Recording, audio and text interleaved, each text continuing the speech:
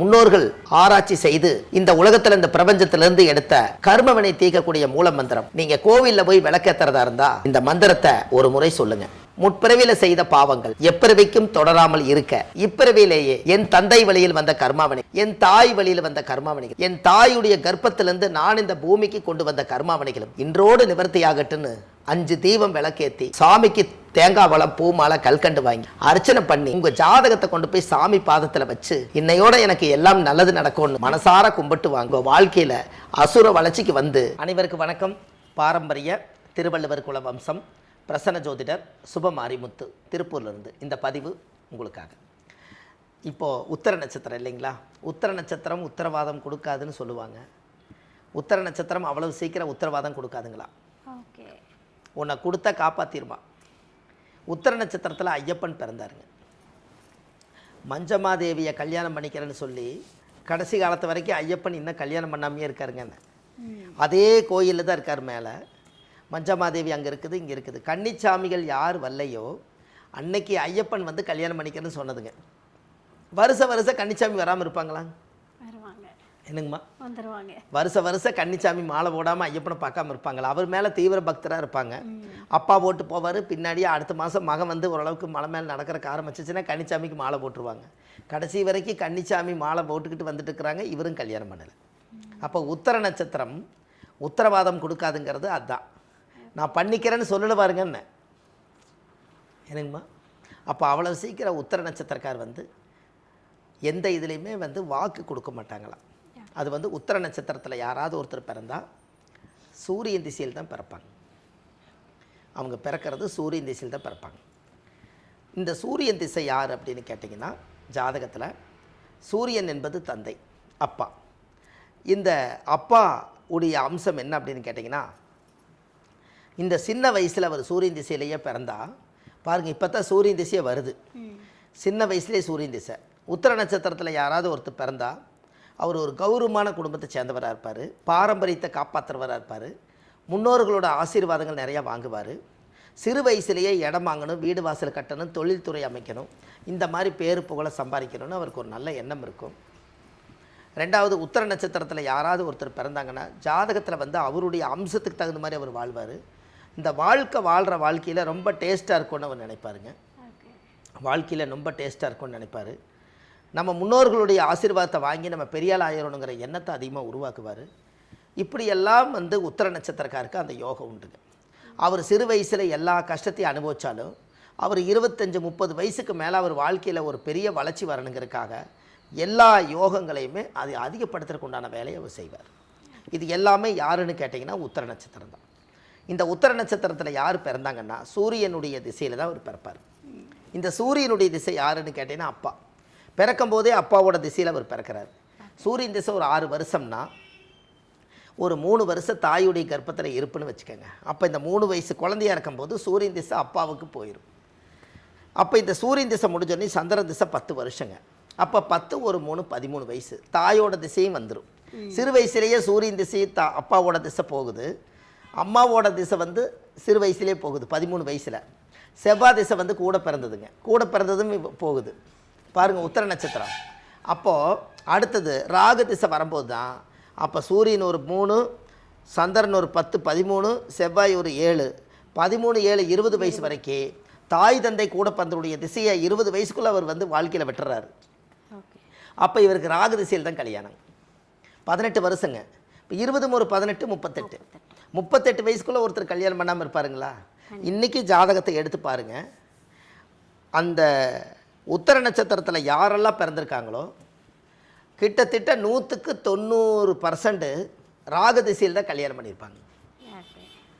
இதெல்லாம் இந்த காலத்தில் வந்து எப்படி இந்த கால்குலேஷன் எல்லாம் இந்த கலியுகத்தில் கொண்டு வரதுன்னு தெரியாமல் இருக்கிற காலத்தில் நம்ம எந்த நட்சத்திரத்தில் பிறந்தால் எந்த திசையில் கல்யாணம் ஆகுங்கிற கான்செப்டே இந்த பதிவில் தான் முதல் முறையாக போகுதுங்க. 2025 12வது மாதம் வந்துருச்சு இல்லைங்களா? இந்த 12வது மாதம் 2025 எல்லாரும் சொல்லுவாங்க இல்லைங்களா, ஒரு திசை 10 வருஷம் வாழ்ந்துட்டு போகும்போது நல்லது செஞ்சுட்டு போகுன்னு சொல்லுவாங்க இல்லைங்க. அதுபோல் இந்த வருஷ பிறப்பு இருக்குது பாருங்க. இந்த வருஷம் முடியும் போது போகும்போது ஒரு நல்ல பதிவு கொடுத்துட்டு போகுதுங்க இந்த உலகத்துக்கு.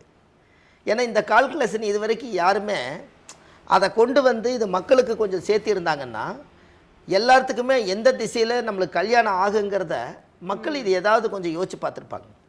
இது வரைக்கும் எந்த ஒரு பதிவிலையுமே இது ஒன்று மட்டும் கொண்டு வர முடியல. காரணம் என்னென்னா அந்த கால்குலேஷன் தெரியணுமில்ல. அந்த கால்குலேஷன் தெரிஞ்சு அதை பதிவில் கொண்டு வந்து கரெக்டாக ஒப்படைச்சு மக்களுக்கு இது சரியாக இருக்குதான்னு செக் பண்ணி பார்க்குற அளவுக்கு நீங்கள் முதலே ஆரம்பத்துலேருந்தே இதனுடைய ஜோதிடத்தினுடைய சூட்சம படிப்பை படித்து எல்லா மக்களுக்குமே நிறையா மக்களுக்கு கொடுத்துட்டா இனி வரும் தலைமுறைகளுக்கு அந்த உத்திர நட்சத்திரம்னு ஒன்று எடுத்துட்டாலே அவருக்கு ராகு திசையில் தான் கல்யாணங்கிறத அவரே முடிவு பண்ணிக்குவார் இல்லைங்களா? என்னங்கம்மா? அது இன்றைக்கி தெரியாமையே போயிடுச்சு இல்லைங்களா? அப்போ இது ஜாதகத்தில் நம்மளுடைய அப்போ கரெக்டாக ராகு திசை 18 வருஷம். அப்போ 20 ஒரு 18 38 ராகு, குரு ஒரு 16ங்க. 38 ஒரு 16 54. 54 வயசுங்கும் போது குரு வந்துடுறாரு கிடையாதுங்களா? ராகு முடிஞ்சு குரு வந்துடுறாரு. அப்போ இவருக்கு சனி 19 வருஷம், அவர் தான் ரிட்டையர்டு. என்னங்கம்மா? சனி திசையில் அவர் ரிட்டையர்டுங்க. இங்கே என்ன திசையில் ஆரம்பித்தாருங்க? சூரியன் திசையில். உத்தர நட்சத்திரத்துக்கு சூரியன் திசையில் ஆரம்பித்தார். ரிட்டையர்டு வயசு வந்து சனி திசையில். அப்போ சூரியன்னா அப்பா, சனினா மகன். இங்கே அப்பா திசையில் ஆரம்பித்து மகன் திசையில் முடிக்கிறார், வாரிசு திசையில். என்னங்கம்மா? இதெல்லாம் நம்ம இதுக்குள்ளே இருக்குது பாருங்களேன். சூரியனா அப்பாங்கிறோம், சனினா மகனுங்கிறோம். அப்பனோட திசையில் ஆரம்பித்து மகனோட திசையில் அவரோட ரிட்டையர்டு வயசு முடியுது பாருங்கண்ணே. இப்படி வருது. அதனால தான் அந்த காலத்திலேயே அப்பாவுக்கு புத்தி சொல்ல ஒரு ஆண்மகன் பிறப்பான்ங்கிற மாதிரி இதுலேயே வருதுங்களே. அப்பா திசையில் ஆரம்பித்து மகன் திசையில் முடிவே வருதே. ஏன்னா இந்த ரிட்டையர்டு வயசு 60 வயசுக்கு மேலே கிடைக்கிற திசை தான் சனி திசை. அப்போ இவருக்கு இந்த சனி மகா திசை இவருடைய வாழ்க்கையில் இடம் தடம் வீடு வாசல் சொத்து சொகை எல்லாம் தேடி குழந்தைகள், இவருக்கு பிறக்கிற குழந்தைகள் எல்லாம் 2-3 குழந்தைகள் பிறக்கும். அந்த குழந்தைகள் எல்லாம் படிக்க வச்சு அவங்களுக்கெல்லாம் கல்யாணம் பண்ணி வச்சு எல்லாம் கடைசியில் பணம் காசு வீடு வாசல் சொத்தெல்லாம் அவங்கவுங்களுக்கு கொடுத்து போட்டு கடைசியாக அவர் வந்து ரிட்டையர்டு வயசு முடிக்கும்போது அவருக்கு சனி மகா திசையில் வந்து முடிப்பார். அந்த 60 65 70 வயசுக்கு மேலே அவரால் ஒன்றும் பண்ண முடியாதுங்க. இந்த 70க்கு மேலே உடம்பு ஒத்துழைக்காது. என்னமோ இருக்கிறத வச்சு சாப்பிடுவோம், இருக்கிறத காப்பாற்றி வைப்போம், வாழ்க்கையில் ஒரு மாற்றங்கள் பிறக்கட்டும், இப்படியே காலங்கள் அவருக்கு போயிடும். அப்போ ஜாதகத்தில் வந்து முன்னோர்களுடைய வம்சாவளியில் இந்த கர்மாவை எல்லாம் கழிக்கிறதுக்கு தான் இந்த உத்திர நட்சத்திரத்தில் பிறப்பாங்க. இந்த உத்திர நட்சத்திரத்தில் நீங்கள் பிறந்த உடனே ஜாதக ரீதியாகவே நம்ம முன்னோர்களுக்கு என்னெல்லாம் பிடிக்குமோ அதெல்லாம் அவர் செய்துட்ருப்பார். அப்போ இந்த ஜாதகத்துக்கு அடிப்படையாக வச்சு பார்த்தா இந்த உத்திர நட்சத்திரத்தில் சூரியன் திசையில் பிறந்து அந்த 6 வருஷத்துலேருந்து 60 வயசு வரைக்கும் அவர் வாழ்க்கையில் பெரிய அளவுக்கு முன்னுக்கு வரணும், சமுதாயத்தில் பேர் புகழை சம்பாதிக்கணும், சூரியன்னா அரசாங்க உத்தியோகங்கள் கிடைக்கணும், வாடகை வாங்கி சாப்பிடணும், அப்பார்ட்மெண்ட்டு கட்டி விடணும், மலை மேலே வீடு கட்டணும். இந்த எண்ணமெல்லாம் உத்திரம் யோசிக்கும். என்னங்கம்மா? முருகனுடைய ஐயப்பனுடையது. ஆமாங்க, ஐயப்பன் வந்து மலை மேலே யோசிக்கும். அது உயர்ந்த எண்ணம் தானே உங்களுக்கு? அது என்னங்கம்மா? அந்த உயர்ந்த எண்ணம் இருக்கிறனால அந்த வேலை செய்யும். அப்போ அது சாதகத்தில் பாருங்கள், அதனுடைய கர்மா அது எப்படி இருந்தாலும் இழுத்துட்டு போய் கண்டு போய் உயர்ந்த இடத்துல விட்டு. ஏன்னா இருக்கிற திசையிலேயே சூரியன் திசை தான் பெரிய திசை. இந்த உலகத்தில் சூரியன் இல்லைன்னா இந்த பிம்ப ஒளி இல்லைங்க. கண்டிப்பாக. அப்போ காலையில் ஒரு தாவரம் வந்து மலரணுங்கன்னா, ஒரு தாவரம் வந்து காலையில் மலருன்னா கூட இந்த சூரியனுடைய ஒளி பட்டாத்தான் தாவரம் மலருது. அதனால தான் வீட்டில் வந்து என்னதான் இருந்தாலும் வீட்டில் ஒரு அப்பாங்கிறது ஒருத்தர் இருந்தால் தான் அந்த இடம் வெளிச்சத்துக்கு வருங்க.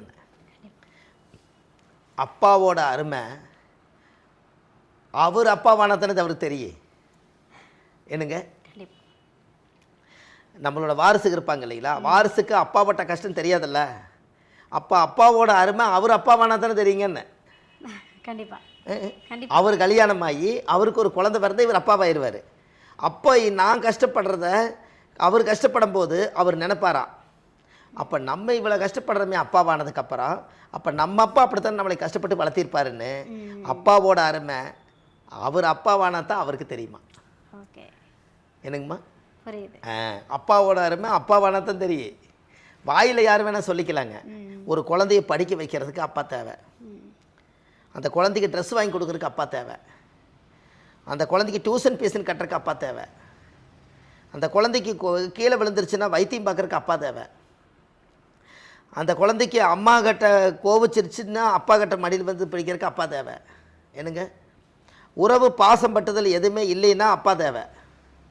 தோளுக்கு மேலே வளர்ந்ததுக்கப்புறம் 2 ஃப்ரெண்ட்ஸுகளுக்குள்ளே சண்டை போட்டால் தீக்கிறதுக்கு அப்பா தேவை.